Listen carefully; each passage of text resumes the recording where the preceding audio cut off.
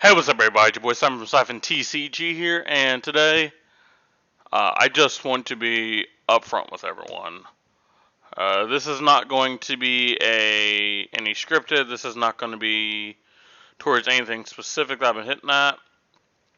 This is going to be just a free form, just me, just kind of talking.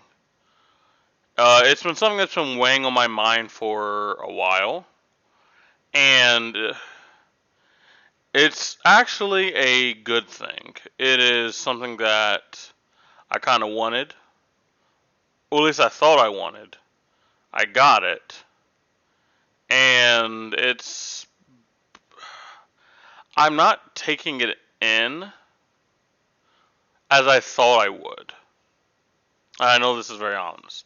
So what this is about, as you guys know, ever since this video right here of me talking about Control Dash, me unveiling my version of Control Dash, I believe it was November or October. I don't know. It was around the time of US Nats. I unveiled Control Dash, and ever since, as you guys have known, um, I want to say I've been spearheading Dash going forward. There were people before me, and shout out to those people. Um, there were people before me that were piloting the deck to success, and while I was making my version of the deck, obviously the way they had theirs built and the way they were playing it was vastly superior. And oh Jesus Lord, I really this is one of the reasons I don't like doing free flowing stuff like this because like I get caught up, guys. I apologize. I am just trying to speak from the heart here. There were people before me that spearheaded the deck, and I found out the way I was originally building the deck was wrong.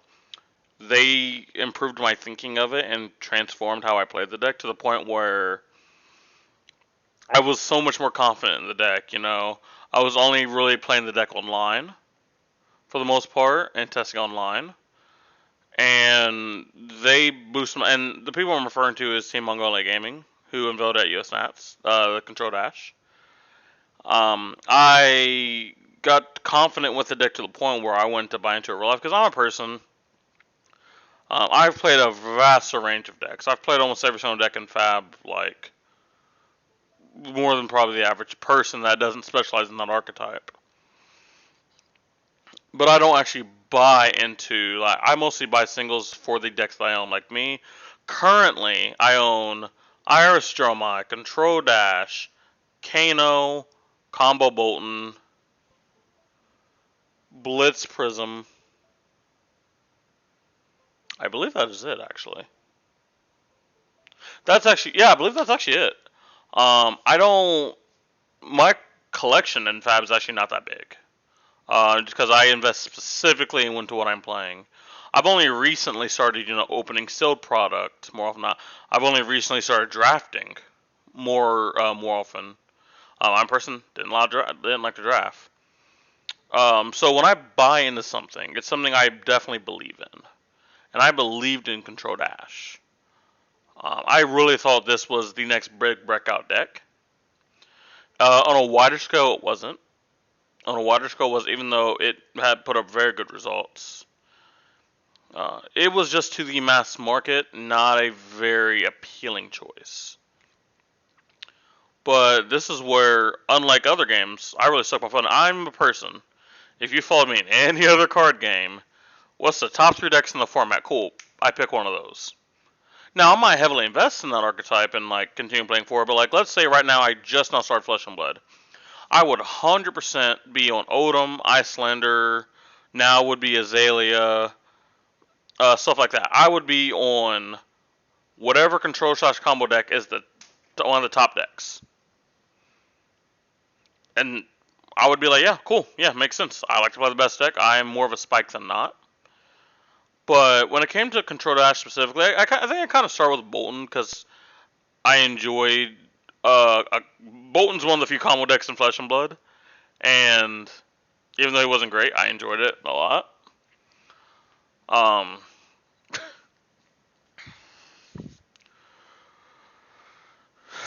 when I finally got my hands on Control Dash, when I finally got to feel it in my hand, I felt like I was at home. And it was probably the first time playing Flesh and Blood that I felt like that. To give you guys a brief history of how I started, I wanted to play OTK Viscerai when it first came out. I was like, an OTK deck, dude, sign me up. Skeleton got banned, so that version of the deck died off. Then I wanted to play Earthbriar because I didn't really understand like what that actually meant. I thought it was just a defensive Briar. Then I wanted to play Earth Odom. I was like, okay. Then, I got in contact with some people I knew. They were like, well, you're a common. I was like, I'm a common player. They're like, dude, Kano, just like Blue Red Storm. That was my first ever modern deck was Blue Red Storm. And I was like, dude, yeah, sign me up. But then they said it's really hard. It's going to take a lot of reps. I was like, I kind of want something right now. They were like, well, Katsu's cheap, and it literally has the word combo in its name, which it's kind of a combo deck, but like it's just an aggro deck. Like, let's call space, but it's an aggro deck. I end up then going to Briar, then picking up Lexi, then picking up Icelander, and then like every now, like I've really enjoyed a lot of the different decks I have played. I've had success, or I've just really like been like, yeah, this could be the deck that breaks me through to like the next level. That's how I thought of all the decks. Bolton was more, like I said, more of a passion thing. Like I just enjoyed combo, and he was a combo deck. But when I finally played Control Dash, something just felt right. If you've ever heard me just talk about Control Dash in like a freeform conversation, like at a shop or at an event, or if you guys see me on Discord or something, just talking about it, you can truly feel like I just enjoy talking about the deck. Dude, the deck could have been like on pre-Outsiders Azalea level, power level. I wouldn't have cared. I just enjoyed what the deck was. Right? So that's when, I made the deck tech. I started taking it to events. I started taking it to weeklies. I had success. And then people enjoyed it. And then my breakthrough video, which, for the level of content creator I am, this video was just an absolute banger when it came to engagement, was the Everything You Need to Know About Control Dash Guide. Which I think right now is sitting at 1.4k views. Which, in the Waterscape, not a lot, right? But for me, that's a lot. And for me to make that video, I could have made a very simple 1 minute, 2 minute, maybe even 15 minute, just like, there's a list, here's how you play the deck. I sat down and it took me many weeks of just me banging my head against walls like, here is this archetype I'm in love with. How do I transfer all of my knowledge and all my passion to the world? Because this is a deck I truly believed in, that I think was secret OP, but nobody except like 2 people were talking about. And I was like, this is my breakthrough moment where I could finally reach a lot of people. And when I really realized that, when it was at like 400 views. And I was just like, oh wow, it's at 400 views. Heck yeah, dude, people are liking this. I was getting comments. I was like, then it was at 800. Then it was at 1,000, and I was just like, oh my gosh. Like, I have a video on a gaming channel, on this channel, because I have videos with like 50,000 views on my old channel that I don't really upload on anymore. I was like, dude, and that stuff was just like really not deserved, I'll be honest. It wasn't like the most high effort videos. But this got so much organic engagement. Like, if I looked at the analytics, people were searching for this. Like, obviously, I posted on Reddit and Discord. People were searching for this. This was when people's recommended. And it was the first time, like, I truly said, there's my stamp on the community. If I quit the game tomorrow, I can say I did something really cool. I came out with this Control Dash guide that people, to this day, are still watching. I don't remember how many views it got last month, but I think just last month it still got like 200 to 300 views. I'm like, that video is like a couple months old now. Like, I think Video came out like right as soon as Dynasty came out around that time. I don't know if that was fully released at the time. That's how old the video was, and things have changed since then. People are still going to that video, knowing how it is, because I even put in the first part of the PowerPoint. This is accurate as of January 2022. We're now close to the. Actually, no, we just started April. People are still going to that video, right? Like today. Like it got views today. It's just insane to me. And I always thought that I wanted to be like a big content creator, and I wanted people constantly flooding my DMs. I wanted people constantly coming up to me going like, Siphon, blah, blah, blah. I really thought I wanted that, right? And I was just like, oh, dude, it's going. I was like, once I started having a little bit of success, like I really thought around like the time where I almost completed with an playing Lex and Bolton. I was like, ooh, I started to taste it a little bit because those videos got like about maybe 100 views. I was like, ooh, I could see the horizon. I might be able to become something. I didn't see that Dash video blowing up as it did, and the ripple effect that became from that was, it all started with people that would come to the special events. Like my shop holds 1Ks and stuff, right? People there started asking me about Control Dash, and I was just like, I'll probably make an update to it. I'll let people know because they seen that I was having some success with it. They enjoyed the little bit of content I made on it. I was like, that's cool. That's cool. And then I would go to an event. I went to like a calling. People were like, yeah, Siphon, hey, how about no, actually, I went to another 1K, except I played in this one. The other one I judged in, but this one I played in. And people were like, oh, dude, yeah, you're the Control Dash guy, right? I was like, that video has like 400 to 500 views. What do you mean I'm the Control Dash guy? Like, it already got that spread. And then I would go to an event. People were like, wait, aren't you the Control Dash guy? And I was just like, yeah. And they're like, oh, dude, love the video, love the content. I was like starting to be taken aback. And then I don't know when it started. I would love to actually go back and see where it started. I remember there was one day I was randomly on Discord and I got tagged in something in the Dash channel, and it was someone asking about Control Dash. And then someone refers like, "Hey, this guy." I think it was. I want to say it was maybe either right before the calling in Indianapolis or maybe right after. Which feels like ages ago, but it was only a few months. It was like maybe a month or two ago. Actually, it feels weird. Uh, sorry guys, it's just It was like someone said, "Hey, this is someone's Control Indie list," and then I responded, I was like, "Yeah, this is my list.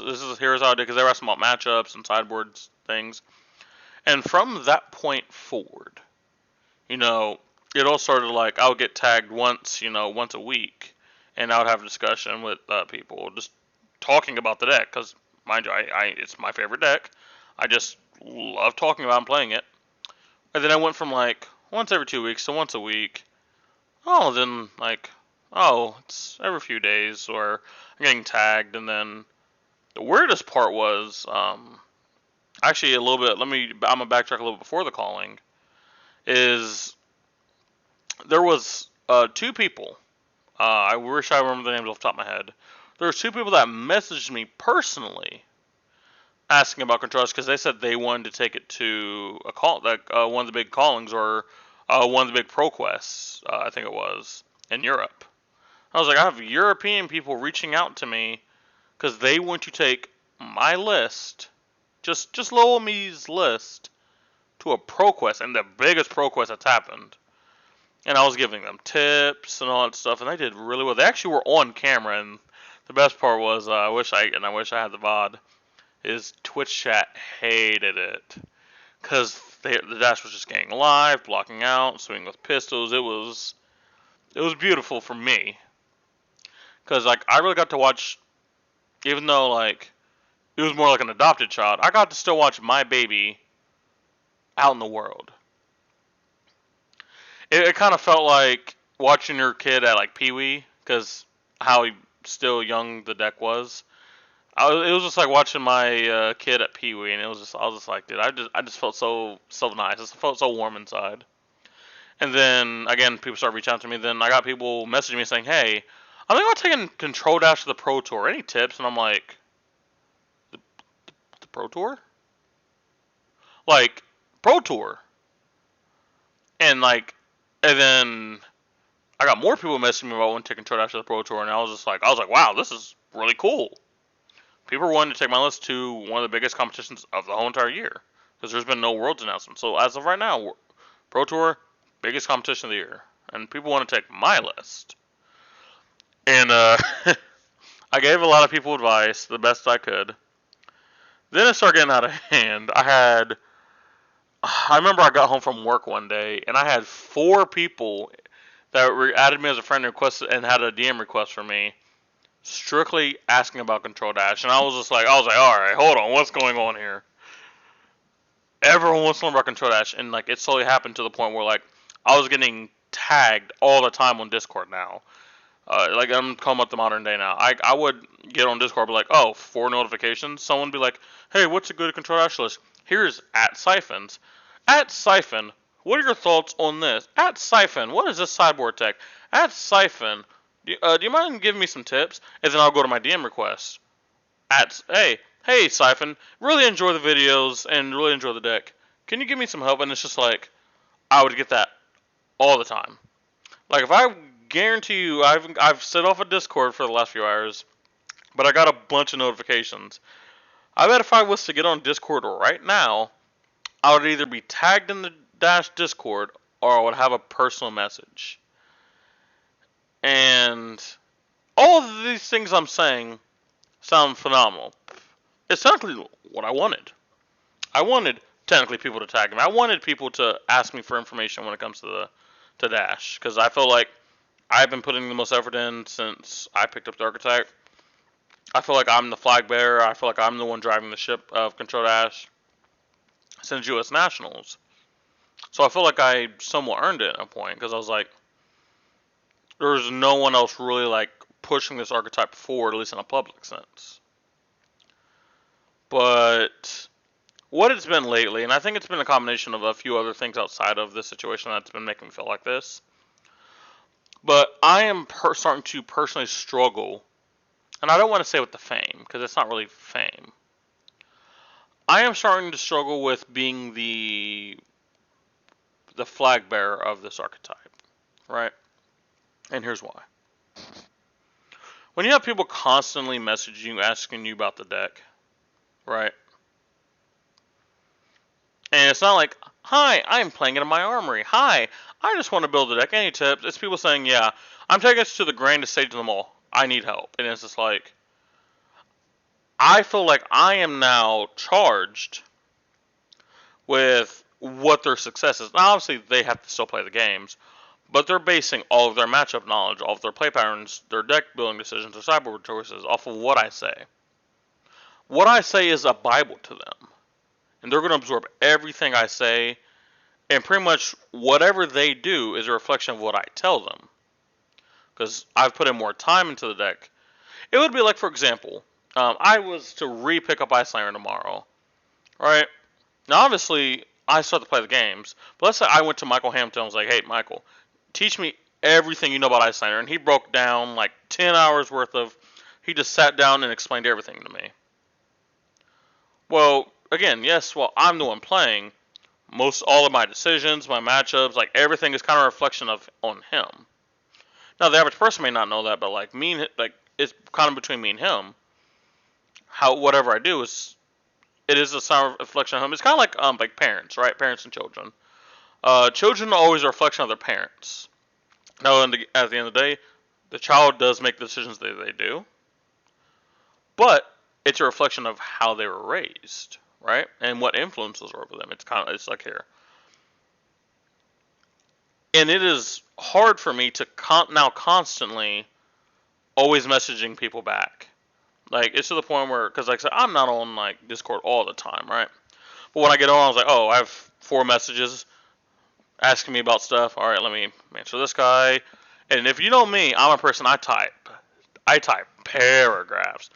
So if someone asks me about one card decision, dude, I type a fucking essay about it. And I'm like, all right, got that person. All right, next, this person's asking this. All right, type, boom.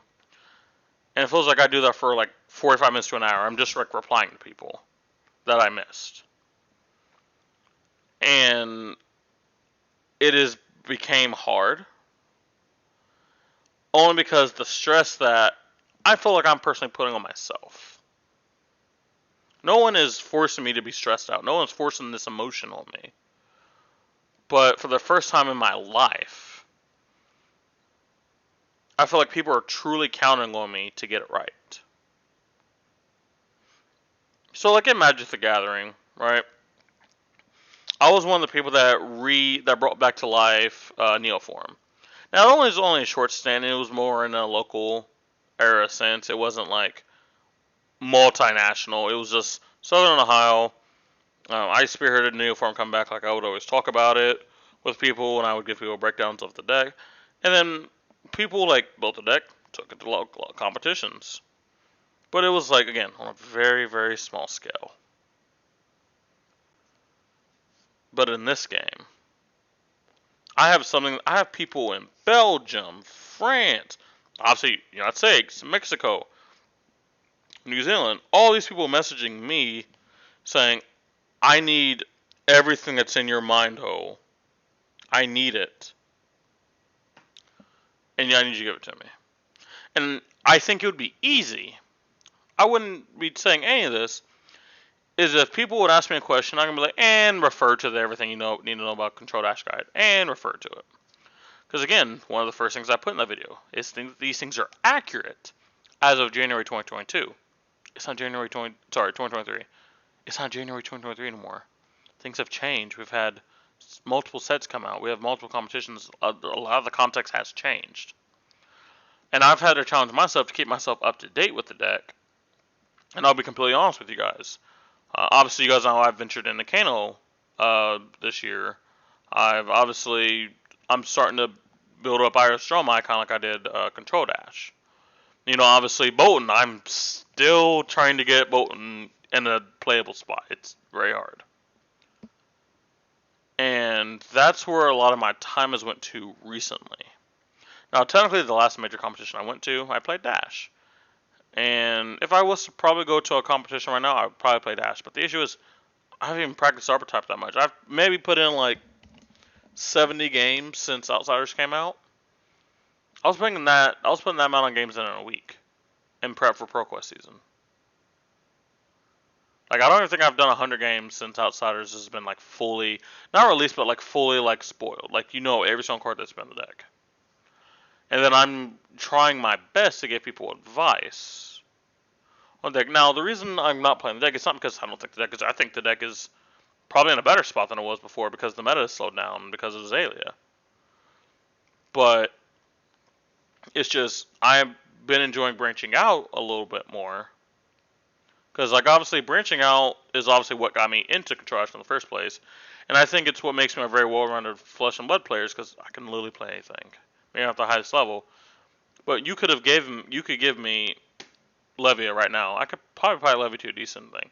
You could give me Odom right now, I could play it. You could give me Bolton right now, I could play it.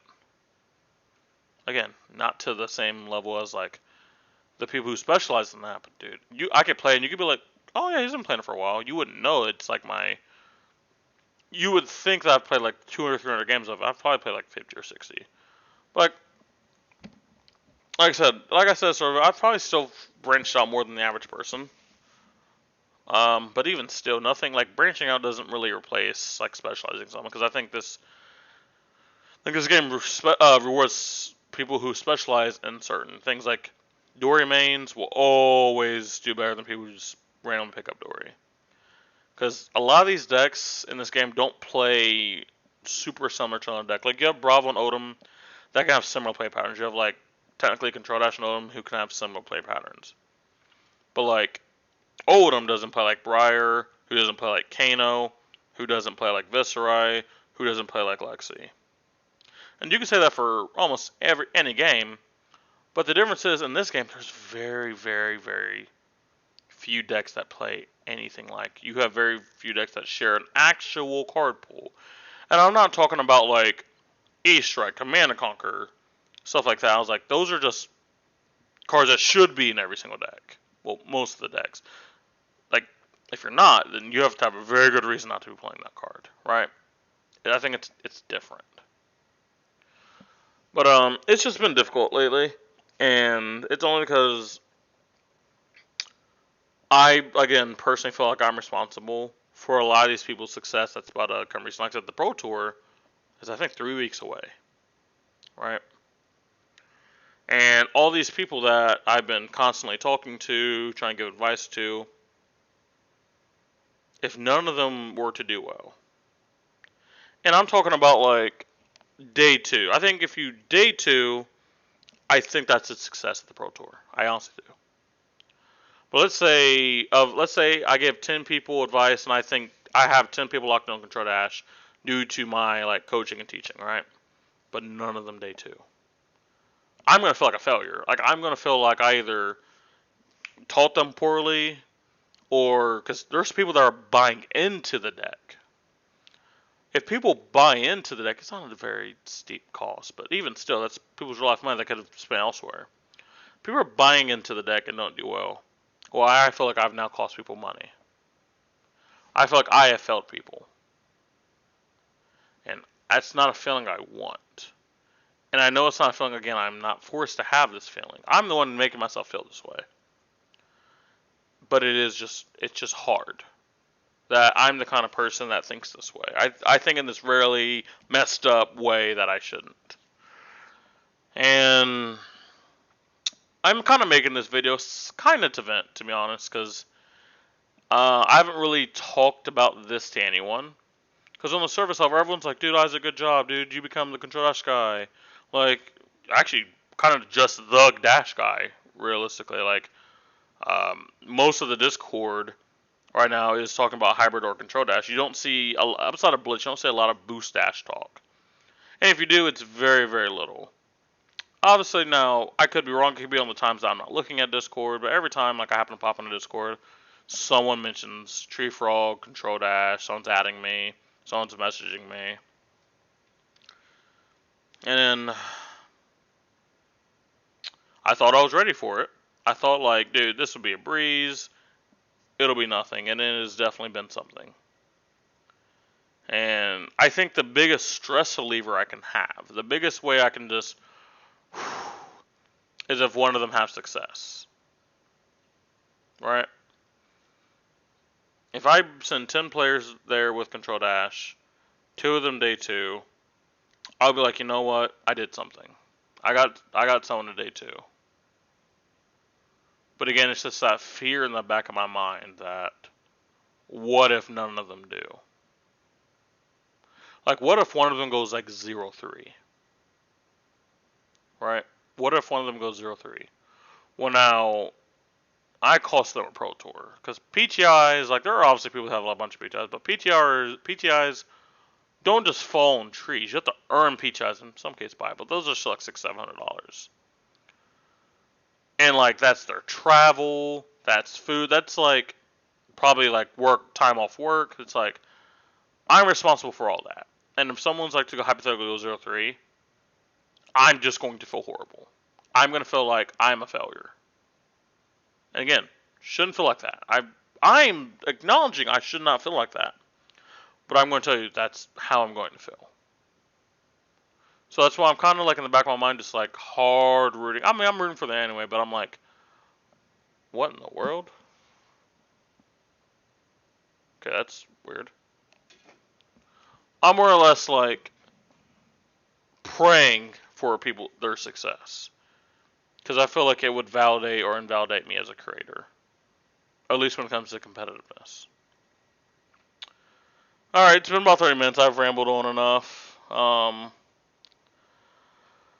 For anyone that's stuck around this much of the video, I appreciate it. I'm just gonna see you guys next time. Peace out.